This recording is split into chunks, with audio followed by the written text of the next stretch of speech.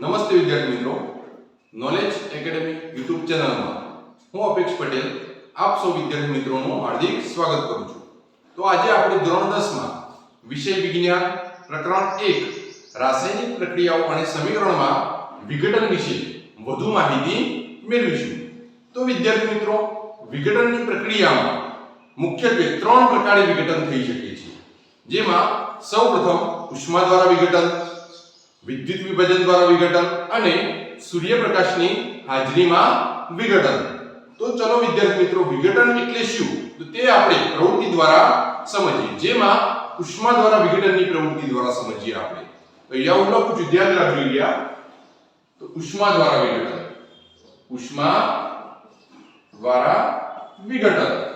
તો સૌપ્રથમ આપણે એક પ્રવૃત્તિ લઈએ કે પ્રવૃત્તિ કે જે એક કસ્તરી લેવામાં આવે છે, જ્યારે એક કસ્તરીની અંદર ફેરસ સલ્ફેટનું દ્રાવણ લેવામાં આવે છે, FeSO4. જ્યારે એક ફેરસ સલ્ફેટને આપણે બર્નર વડે ગરમ કરવામાં આવે છે, જ્યારે બર્નર વડે ફેરસ સલ્ફેટને ગરમ કરવામાં આવે ત્યારે નિપજ સ્વરૂપે ફેરિક ઓક્સાઇડ અને તેમાંથી તીવ્ર વાસ ધરાવતો સલ્ફર ડાયોક્સાઇડ અને સલ્ફર ટ્રાયોક્સાઇડ વાયુ ઉદ્ભવે છે. તો અહીંયા હું ઇક્વેશન લખું છું વિદ્યાર્થી મિત્રો. જ્યારે ફેરસ સલ્ફેટ એટલે કે FeSO4 ને ઉષ્માની હાજરીમાં ગરમ કરવામાં આવે ત્યારે ફેરિક ઓક્સાઇડ, સલ્ફર ડાયોક્સાઇડ અને સલ્ફર ટ્રાયોક્સાઇડ નિપજ સ્વરૂપે મળે છે. આપણે આના ઉપરથી કહી શકાય કે જ્યારે એક જ પ્રક્રિયકને ગરમ કરવામાં આવે ત્યારે આપણને એક અથવા એક કરતાં વધુ નિપજ મળતી હોય છે, તો તેને આપણે વિઘટનની પ્રક્રિયા કહી શકાય. અહીંયા હું તેની વ્યાખ્યા લખું છું વિદ્યાર્થી મિત્રો. તો વિઘટન એટલે શું? તો જે રાસાયણિક પ્રક્રિયા દરમિયાન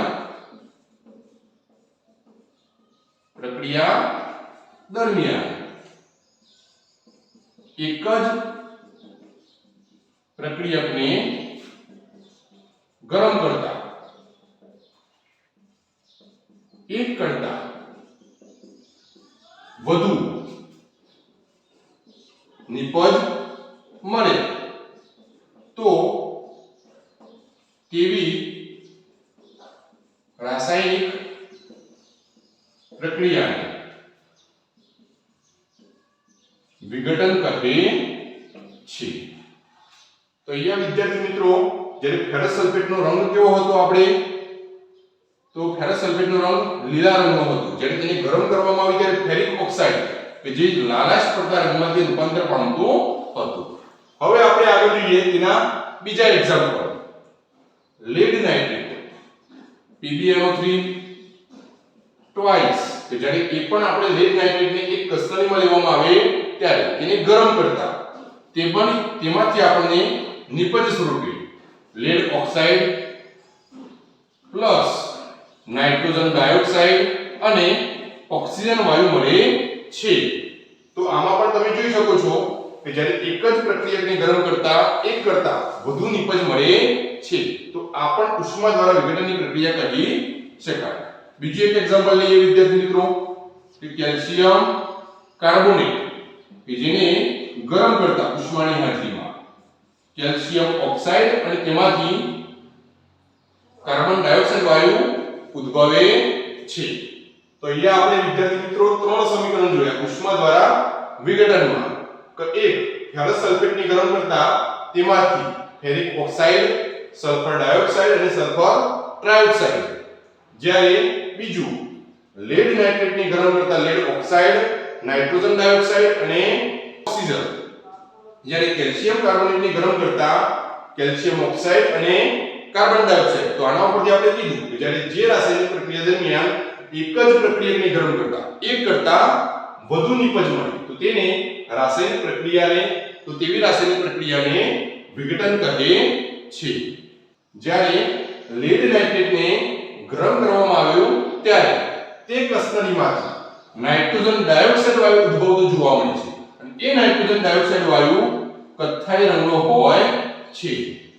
તો તમે વિદ્યાર્થી મિત્રો ધ્યાન રાખજો કે એક્ઝામની અંદર કે કોઈ પણ દ્રાવણ હોય એ દ્રાવણના રંગ પણ પૂછાતા હોય છે કે કયા પ્રકારનો તેનો રંગ હોય છે, જેવી રીતે કે ફેરસ સલ્ફેટ કે જે લીલા રંગનું છે કે જ્યારે તેને ઉષ્મા દ્વારા શું કરવામાં આવ્યું, ગરમ કરવામાં આવ્યું ત્યારે ફેરિક ઓક્સાઇડ બન્યું, જ્યારે એ ફેરિક ઓક્સાઇડ કે લાલાશ પડતા રંગનું હોય છે. હવે આપણે આગળ જોઈએ કે પાણીનું વિદ્યુત વિભાજન દ્વારા વિઘટનની પ્રક્રિયા. ઘણી વખત પાણી દ્વારા વિદ્યુત વિભાજનની વિઘટનની પ્રક્રિયા એક્ઝામની અંદર પૂછાતું હોય છે. જો આ પ્રશ્ન એક્ઝામની અંદર પૂછાય તો આપણે તેને પ્રયોગ સ્વરૂપે વર્ણન કરવાનું. તો હું અહીંયા તમને પ્રયોગ સ્વરૂપે વર્ણન શીખવાડું છું, એ તમારે ધ્યાન રાખજો કે કેવી રીતે વર્ણન કરવાનું. તો સૌપ્રથમ આપણે હેતુ લખવાનો કે પાણીનું વિદ્યુત વિભાજન દ્વારા વિઘટનની પ્રક્રિયા. તેના પછી આવે સાધનો. તો સાધનોમાં શું શું લીધું વિદ્યાર્થી મિત્રો? એક બીકર લેવામાં આવે છે. બીકર પછી આપણે લીધું કાર્બનના સળિયા. કાર્બનના સળિયા પછી કસનરી લીધી. પછી પાણી, બેટરી. તો આ બધા સાધનની અંદર આવે. તેના પછી આવે આકૃતિ આવે. તો આકૃતિ તો યાદ રહેલી છે, તમે જોઈ શકો છો. તેના પછી પદ્ધતિનું વર્ણન આવે. તો પદ્ધતિમાં શું કરવાનું? તો સૌપ્રથમ એક બીકર લેતા. તો અહીંયા હું વર્ણન તેનું કરું છું.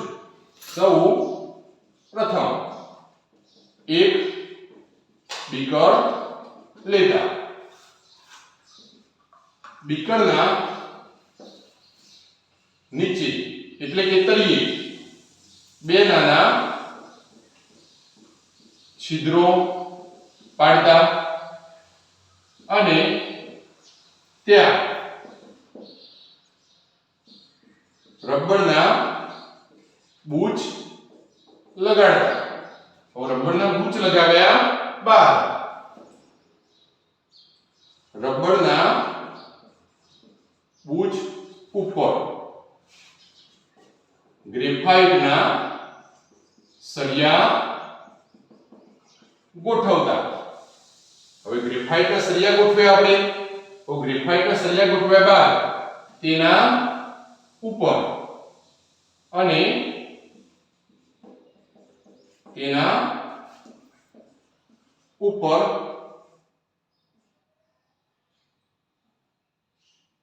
ઉલટી કસનરી ગોઠવતા. પછી કાર્બનના સળિયા સાથે 6 વોલ્ટની બેટરી જોડતા અને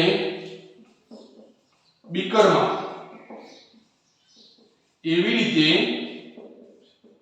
પાણી ઉમેરતા કે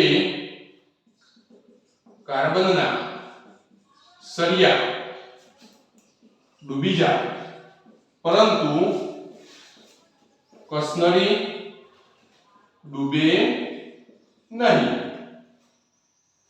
ત્યારબાદ જ્યારે બીકરમાં વિદ્યુત પ્રવાહ પસાર કરવામાં આવ્યા બાદ તેનું અવલોકન કરવામાં આવે છે. તો તેના પછી આપણે અવલોકન કરવાનું છે.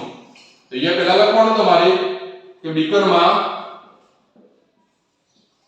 વિદ્યુત પ્રવાહ પસાર કરી અવલોકન કરતા. તો આપણે આ પદ્ધતિનું વર્ણન થઈ ગયું. હવે આપણે અવલોકન લખવાનું છે. તો અવલોકનમાં લખવાનું કે જ્યારે બીકરમાં વિદ્યુત પ્રવાહ પસાર કરવામાં આવે છે ત્યારે પાણીનું વિઘટન થઈ હાઇડ્રોજન વાયુ કેથોડ પર જમા થાય છે અને ઓક્સિજન વાયુ એનોડ તરફ જમા થાય છે.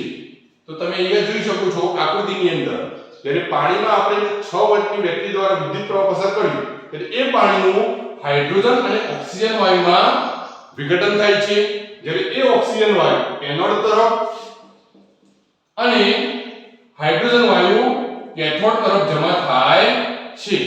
તો તેનું આપણે ઇક્વેશન લખીએ અહીંયા કે જ્યારે H2O તો તેનું વિદ્યુત વિભાજન દ્વારા હાઇડ્રોજન અને ઓક્સિજન વાયુમાં વિઘટન થાય છે. નિર્ણયમાં લખવાનું છે વિદ્યાર્થી મિત્રો કે જ્યારે પાણીમાં વિદ્યુત પ્રવાહ પસાર કરવામાં આવે છે ત્યારે તે હાઇડ્રોજન અને ઓક્સિજન વાયુમાં વિઘટન થાય છે. તો વિદ્યાર્થી મિત્રો આપણે પાણીનું વિદ્યુત વિભાજન દ્વારા વિઘટનની પ્રક્રિયા સમજી ગયા. તો આ તમને એક્ઝામ ની અંદર પૂછાય તો આ રીતે તમારે પ્રયોગનું વર્ણન કરવું પડશે, તો જ તમને પૂરેપૂરા માર્ક્સ મળશે. તો હવે આગળ જોઈએ આપણે સૂર્યપ્રકાશની હાજરીમાં વિઘટનની પ્રક્રિયા. તો આપણે બે પદાર્થો લીધા છે કે સિલ્વર ક્લોરાઇડ અને સિલ્વર બ્રોમાઇડ, જેને સૂર્યપ્રકાશની હાજરીમાં મૂકવામાં આવે ત્યારે તે સિલ્વર ક્લોરાઇડનું સિલ્વર અને ક્લોરીનમાં વિઘટન થાય છે.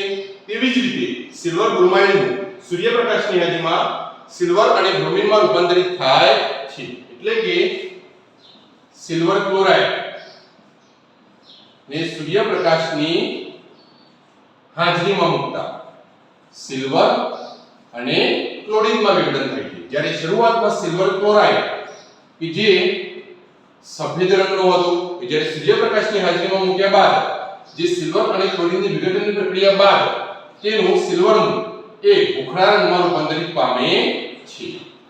એવી જ રીતે સિલ્વર બ્રોમાઇડ એજીબીઆર ને પણ સૂર્યપ્રકાશની હાજરીમાં મૂકતા સિલ્વર અને ક્લોરીનમાં વિઘટન થાય છે.